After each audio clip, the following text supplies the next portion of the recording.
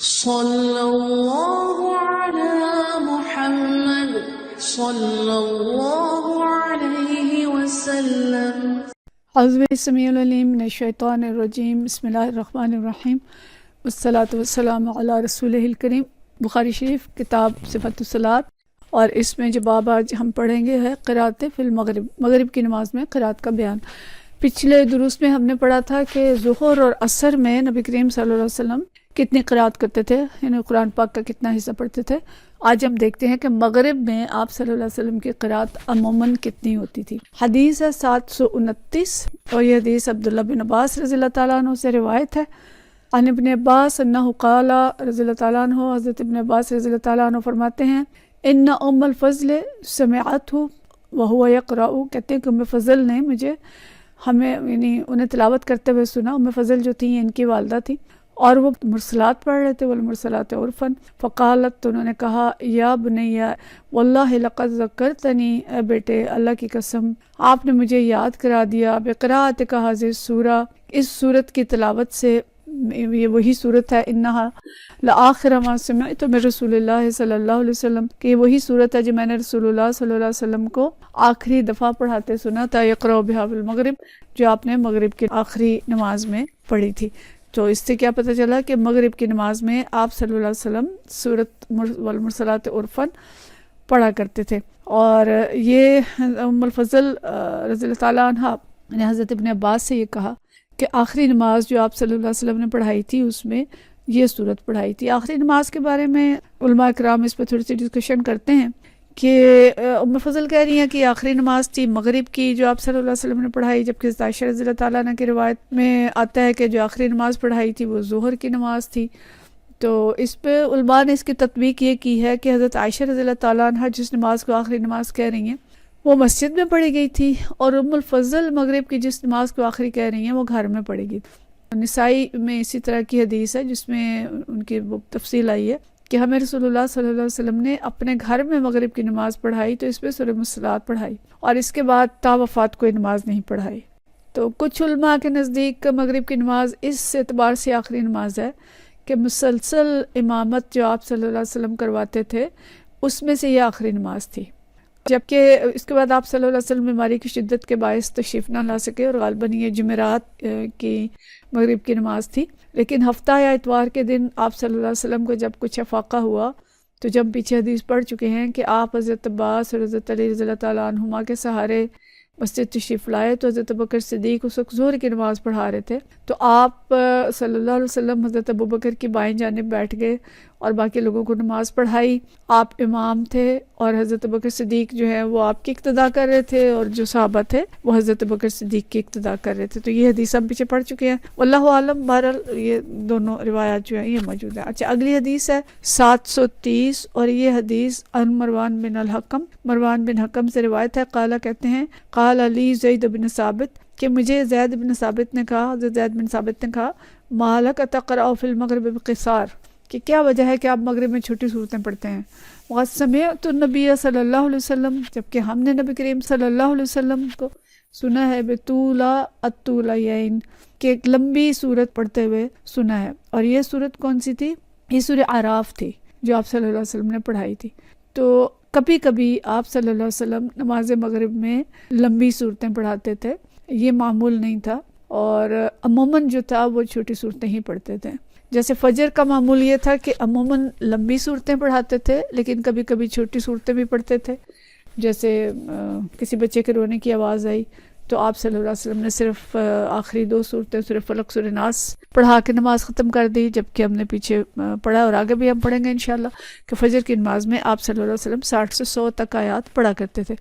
تو معمول یعنی ایک تھا، لیکن کبھی کبھی اس معمول سے ہٹ کے بھی کسی مجبوری کے تحت یا کسی وجہ سے اس معمول سے ہٹ کے بھی آپ پڑھتے تھے۔ مقصد یہ ہے کہ جتنی آسانی ہو اتنی پڑھ لیں، لیکن کوشش یہ ہو کہ سنت کے جتنے قریب رہ سکے نماز میں اتنے قریب رہیں۔ یہ اگلا باب ہے الجہر فی المغرب، نماز مغرب میں جہری قرأت کا بیان، کہ نماز مغرب میں جو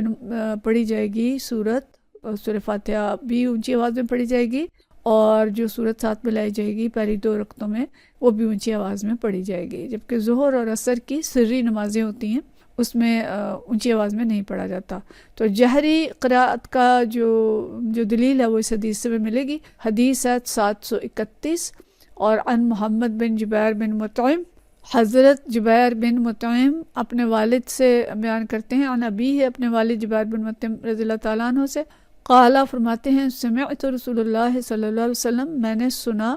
نبی کریم صلی اللہ علیہ وسلم کو، قرأ فی المغرب بالطور، کہ مغرب کی نماز میں آپ سورہ طور پڑھ رہے تھے۔ تو اب سورہ طور پڑھ رہے ہیں، یا پیچھے ہم نے پڑھا کہ سورہ اعراف پڑھ رہے تھے، یا اس سے پیچھے ہم نے پڑھا کہ سورہ مرسلات پڑھ رہے تھے، تو یہ سب اس چیز کی دلیل ہے کہ آپ صلی اللہ علیہ وسلم نے مغرب کی نماز میں قرأت بالجہر کی، اونچی آواز میں قرأت کی، جس سے پتہ چلا کہ یہ صورتیں پڑھی ہیں۔ تو یہ ثبوت ہے کہ نبی کریم صلی اللہ علیہ وسلم مغرب کی نماز میں جو قرأت ہے وہ جہری کیا کرتے تھے۔ اسی طرح عشاء کا ذکر ہے، الجہر فی العشاء،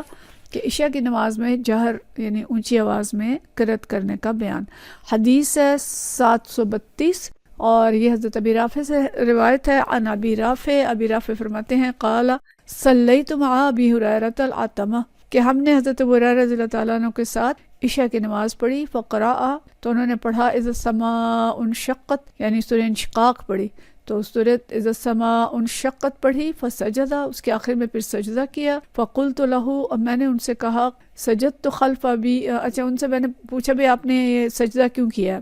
تو انہوں نے جواب دیا قال سجدت خلف ابی القاسم صلی اللہ علیہ وسلم، کہ میں نے اس لیے سجدہ کیا ہے کہ اس مقام پر نبی کریم صلی اللہ علیہ وسلم کے پیچھے میں نے سجدہ کیا تھا، یعنی آپ صلی اللہ علیہ وسلم سجدہ کرتے تھے۔ فلا ازال اسجد بها حتی القاہ، اور میں ہمیشہ اس مقام پر سجدہ کرتا رہوں گا یہاں تک کہ میں نبی کریم صلی اللہ علیہ وسلم سے جا ملوں۔ تو مطلب یہ کہ عشاء کی نماز میں بھی اونچی آواز میں تلاوت کی، اور انہوں نے سنا کہ حضرت ابو ہریرہ اذا السماء انشقت پڑھ رہے اور اس کے آخر میں سجدہ کیا ہے۔ اصل میں حضرت رافع رضی اللہ تعالیٰ ابی رافع جو انہوں نے اس لیے یہ پوچھا کہ آپ نے یہاں سجدہ کیوں کیا، کہ بعض لوگوں کا خیال یہ تھا کہ آخری 3 سجدے جو ہیں یہ نہیں ہیں، یعنی ویسے ہم کہتے ہیں نا قرآن پاک میں کل 14 سجدے ہیں، تو بعض لوگوں کا خیال یہ تھا کہ آخری 3 سورہ نجم، سورہ انشقاق اور سورہ علق کے جو سجدے ہیں یہ سجدے نہیں ہیں، یعنی یہ واجب نہیں ہے۔ تو اس بنا پہ ابو رافع نے حضرت ابو ہریرہ رضی اللہ تعالیٰ عنہ سے پوچھا کہ یہاں تو بعض لوگ کہتے ہیں کہ سجدہ نہیں ہے، تو انہوں نے جواب دیا کہ میں تو ہمیشہ کرتا رہوں گا، کیونکہ میں نے نبی کریم صلی اللہ علیہ وسلم کے پیچھے سجدہ کیا ہے، اور میں اس وقت تک کرتا رہوں گا مرتے دم تک جب تک کہ میں آپ صلی اللہ علیہ وسلم سے مل نہ جاؤں۔ تو یعنی صحابہ کرام دیکھیں کہ سنت کے پورا کرنے کا اتنا زیادہ اہتمام کرتے تھے۔ تو حضرت ابو ہریرہ نے سجدہ کیا، تو اب یہاں سے امام بخاری جو دلیل لائے ہیں کہ انہوں نے چونکہ نبی کریم صلی اللہ علیہ وسلم کو سورہ انشقاق پڑھتے سنا تھا اور سجدہ کرتے سنا تھا، تو اس کا مطلب ہے کہ عشاء کی نماز میں جو تلاوت ہوگی وہ جہر ہوگی، اونچی آواز میں کی جائے گی۔ اگلی حدیث ہے 733